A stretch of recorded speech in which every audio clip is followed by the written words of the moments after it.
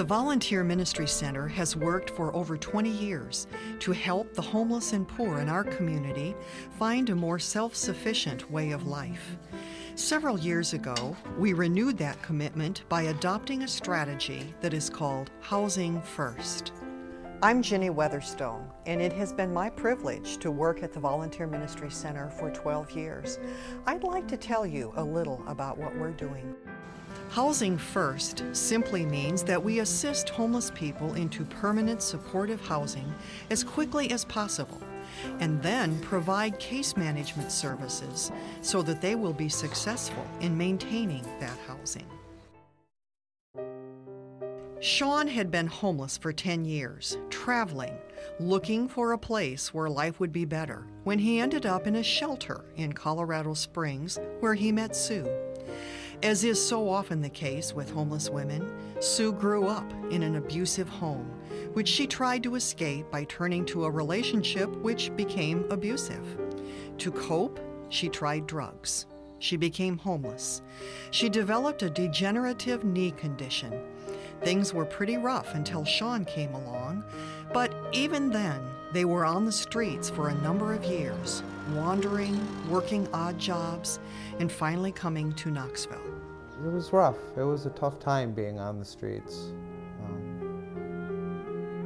But it's better now. Well, it's a huge difference for us to have housing. Just being able to get a decent night's sleep and being able to have our own house, being able to cook our own meals, and being able to close the door and know that we got a place of our own. That's huge in our lives. Sean and Sue are successful because they have a case manager. The first things that we have to look at are just the basics about do they have what they need to be able to move in. So ID and social security card, and sometimes that can be a real issue for folks who are homeless. That if they've lost that, sometimes starting from scratch trying to get a birth certificate and everything is a real challenge.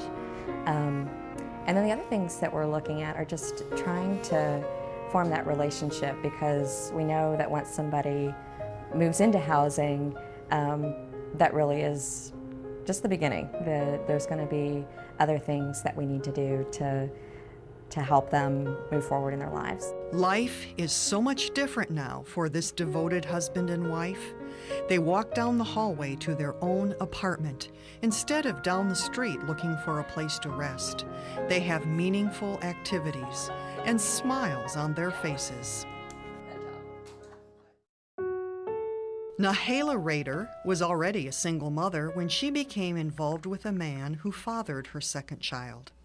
When he learned that she was pregnant, he left. Nahala could not maintain their housing on her own, even though she works at a local nursing home.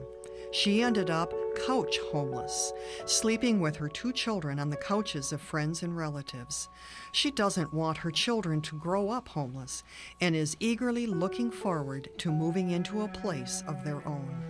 Just knowing that it's mine, knowing that I'll have my keys and I'll be able to pick my children up, come home, fix dinner, put them to bed in their own bed, in a place that they can call home. And 9-year-old Ayla is looking forward to something too. Having my own bedroom, but sadly I have to share with you. We can work with that though, can't we? Yeah, maybe I might have to stick them in the closet a couple times.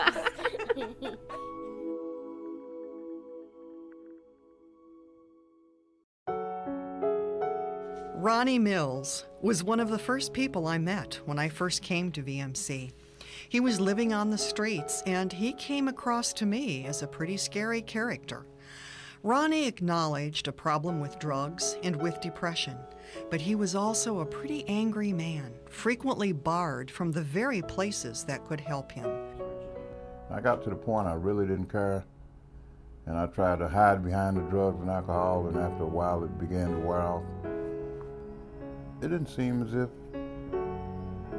the day would ever come that I would ever get off the street. I almost thought for a while that it was just a hopeless fight.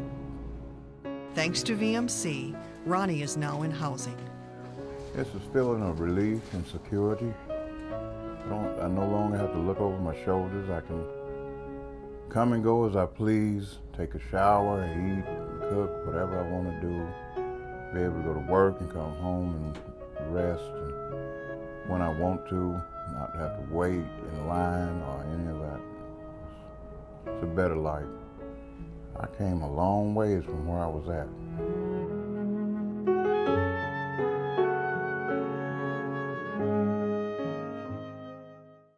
John Gunter is 70 years old and in poor health. A family dispute caused John to leave home at age 15, and he has been paranoid about family members out to get him since then. He's traveled the country, eating out of garbage cans and sleeping wherever he could. I went to Salt Lake City, I went to Albuquerque, but I always come back here, you know. It's always felt like home when I come back to this place, you know. Mental illness always got in the way of him holding a job for long. John developed some physical problems and required surgery. He simply wasn't safe on the streets. I'd been on the sidewalk for so long, I got to where I felt like the sidewalk itself was my home. In December of 2007, John moved into housing with the help of a VMC case manager. She took me and showed me an apartment, and I stepped inside and got a good look at it. I thought it looked really good. I can fix anything I want to eat. I can go to bed when I want to. I can get up when I feel like it. I can watch TV. I can go back to bed if I want to, and nobody's complaining. It's just one happy, peaceful, contented way to do everything, you know.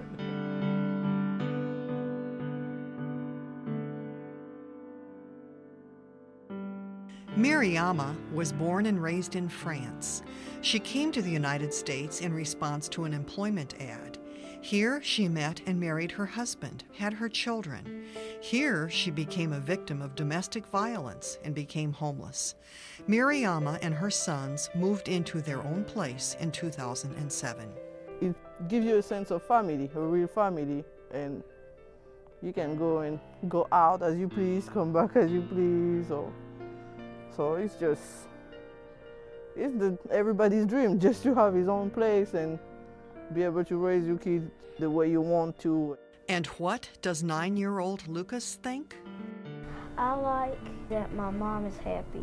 That's most of the things that I like.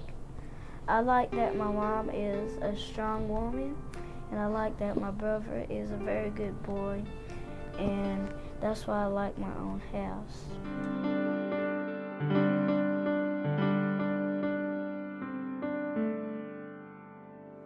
The work of VMC is not easy. It takes dedicated staff and volunteers. It is expensive. It goes way beyond simply providing a meal and a place to stay. It is no less than helping someone find a future, find a real life. It is the way to end homelessness. And it works. But don't believe me. Ask these people. If it wasn't for the VMC, I mean, we wouldn't be here. This is just really amazing. I wouldn't have thought it was possible, but it became possible. If it weren't for volunteer ministries, I probably wouldn't be where I'm at today. I just come here and I know that in a way or the other, I'm going to receive some kind of help. It's a better life. I like that I have a room and that there's not a lot of noise and it's quiet.